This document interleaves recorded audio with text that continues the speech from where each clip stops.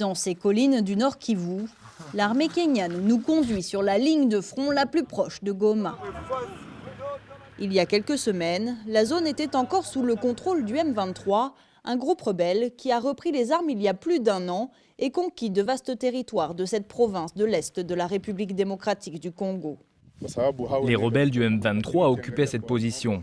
Ils avaient le contrôle de toute cette zone. Ils pouvaient voir Goma là-bas, mais aussi la route qui mène à Rutshuru et les parcs au loin. C'était une position stratégique car elle est située sur une colline. C'était facile pour eux de voir tous les côtés et contrôler tous les mouvements. Collines après collines, les militaires kenyans de la force régionale est-africaine expliquent pourquoi ils se sont déployés. Stopper l'avancée des rebelles du M23 et superviser leur retrait, c'est désormais, selon eux, un objectif atteint, comme ici, à Kibumba, l'un des bastions de la rébellion. Nous avons déjà récupéré Kibumba, que vous voyez là-bas. La route aussi est de nouveau ouverte, les activités ont repris. Nous appelons les habitants qui avaient fui à revenir. La zone est sécurisée. Les militaires kenyans assurent avoir repris le contrôle de cette route stratégique qui traverse le Nord Kivu et approvisionne Goma en marchandises. Mais sur cet axe d'habitude bondé, seuls de très rares conducteurs de motos ont repris du service. Le déploiement de l'armée kenyane n'a pas suffi à convaincre les usagers de reprendre la route. Le centre-ville de Kibumba semble, lui, figé dans le temps.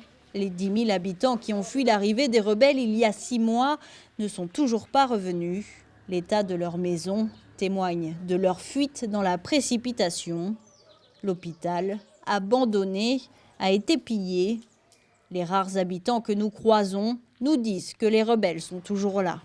Les rebelles sont encore ici, et c'est pour ça que peu de gens sont revenus à Kibumba. La force régionale n'a rien changé. Le M23 est parti se positionner sur la colline en face, car il savait que les journalistes allaient venir.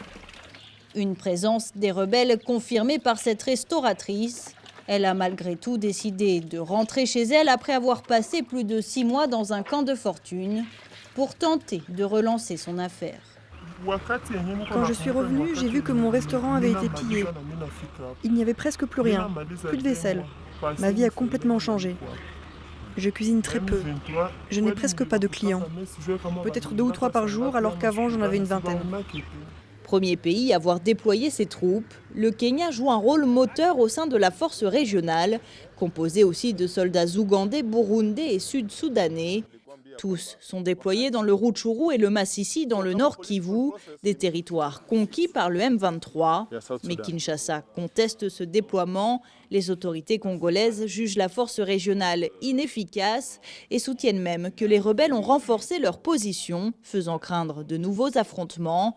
Selon ce spécialiste des questions sécuritaires dans le Nord Kivu, c'est le mandat de cette force régionale qui explique cet échec. Dès le départ, il y a eu cette controverse originelle entre d'une part la RDC qui voulait une force régionale qui soit offensive et qui combatte à ses côtés contre les groupes armés et notamment le M23.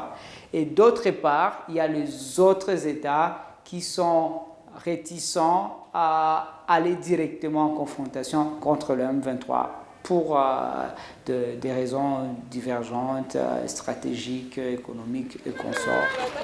Dans le camp de réfugiés de Kanyaruchinya, l'un des plus grands de l'Est du pays, le déploiement de cette force régionale avait suscité beaucoup d'espoir. Ici, ils sont plusieurs milliers à avoir fui les affrontements entre l'armée congolaise, les groupes armés et le M23. Comme beaucoup, Francine Yambi rêve de paix. En attendant, elle vit sous cette tente faite de plastique et de branches avec ses 3 enfants. J'ai peur de rentrer, même si les militaires kenyans sont là, car certains qui sont rentrés disent que les rebelles sont toujours chez nous. J'entends beaucoup d'histoires de viols et de violences. Je préfère vivre ici, même si on souffre de la faim et de la misère, que de rentrer et risquer ma vie et celle de mes enfants. Dans la province du Nord Kivu, plus d'1,5 million de personnes ont fui leur village selon les Nations Unies. Un peu plus loin, cette habitante de Kibumba ne cache plus sa colère. Lorsque j'étais à Kibumba, je vivais bien. Je vendais des haricots et ça me permettait de vivre correctement. Mais on est coincé ici. Au lieu de se battre contre le M23, les Kenyans ne font rien. Ils se moquent de nous. Ils nous disent que les rebelles sont partis, qu'on peut rentrer, mais ils sont toujours là. On le sait. Les familles nous racontent qu'elles sont tuées, violées. Le M23 a toujours nié avoir commis des exactions. Pour ces déplacés, la perspective d'un retour chez eux s'éloigne de jour en jour. Les processus de paix engagés à Nairobi et Luanda semblent au point mort. L'avenir de la force régionale est-africaine est, lui, incertain.